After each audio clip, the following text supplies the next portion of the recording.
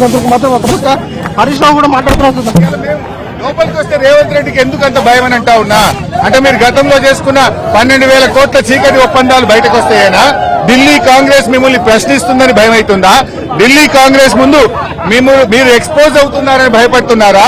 మరి రాహుల్ గాంధీ మీ నాయకుడే అదానీ బీజేపీ ఒకటని, అదానీ దొంగని, అదానీ తప్పులు చేసిండని, అదానీ గురించి రాహుల్ గాంధీ తిడతాడు.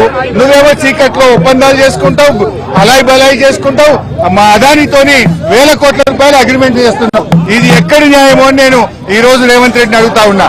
అయినా మొదటి రోజు శాసనసభ సమావేశాల్లో గతంలో అనేక మంది శాసనసభ్యులు, విపక్షాలు, ప్రతిపక్షాలు అంబేద్కర్ నుంచి రైతుల పక్షాన గడ్డి పట్టుకొని పోయిన సందర్భాలు ఉన్నాయి, కండిళ్లు పట్టుకొని పోయిన సందర్భాలు ఉన్నాయి.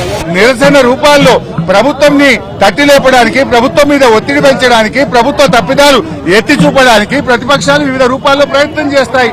మరి మమ్మల్ని ఎందుకు నొక్కుతా ఉన్నారు అంటే మీ దగ్గర సమాధానం లేదు. మీ అక్రమ సంబంధాలు బయటపడతాయి, మీ చీకటి ఒప్పందాలు బయటపడతాయని భయంతో ఇవాళ మమ్మల్ని సభలో రాకుండా ఆపుతా ఉన్నారు. ఇది చాలా దుర్మార్గమైనటువంటిది. ఈ రోజు శాసనసభ ఏకపక్షంగా జరిపే ప్రయత్నం చేస్తున్నారు. అదానీ కాంగ్రెస్ ల మధ్య చీకటి ఒప్పందం ఉన్నదా లేదా? లేకపోతే ఎందుకు భయపడుతున్నారు? అదానీతో మీకు చీకటి ఒప్పందాలు లేకపోతే, టేబుల్ కింద ఒప్పందాలు లేకపోతే మమ్మల్ని ఎందుకు ఆపుతున్నావు రేవంత్ రెడ్డి అని అడుగుతా ఉన్నా. నీ రాహుల్ గాంధీ నిన్నగాక మొన్న పార్లమెంట్ లో టీ షర్ట్ వేసుకొని అదానీ మోడీ బాయ్ బాయ్ అని, అదానీ బీజేపీ బాయ్ బాయ్ అని రాహుల్ ప్రియాంకలకు ఇబ్బంది లేనప్పుడు మాకెందుకు ఇబ్బంది? ఎందుకంటే నువ్వు తప్పు చేసినావు, నువ్వు చీకటి ఒప్పందాలు చేసినావు, నీ అక్రమ సంబంధాలు బయటపట్టే భయం పట్టుకొని రేవంత్ రెడ్డి ఇలా మా గొంతు నొక్కి శాసనసభలోకి పోకుండా బీఆర్ఎస్ శాసనసభ్యులను అరెస్ట్ చేయడాన్ని తీవ్రంగా ఖండిస్తా ఉన్నాం. సభలో వెళ్లి మాట్లాడడానికే కదా మేము వెళ్తున్నది. సభలో మేము ఈ యొక్క విషయాలను ఎక్స్పోజ్ చేసి ఇక్కడి నుంచి యావత్ దేశానికి కాంగ్రెస్ డబుల్ స్టాండర్డ్స్ ని ఎక్స్పోజ్ చేయాలని.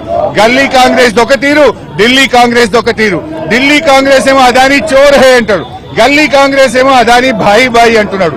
అంటే రాహుల్ గాంధీకి ఏమో అదానీ చోర్ లెక్క కనబడుతుండు, రేవంత్ రెడ్డి లెక్కేమో దోస్తు లెక్క కనబడుతుండు. మరి ఇప్పుడు రాహుల్ గాంధీది కరెక్టా, రేవంత్ రెడ్డిది కరెక్టా? నిజంగా అదానీ చోరా, అదానీ దోస్తా?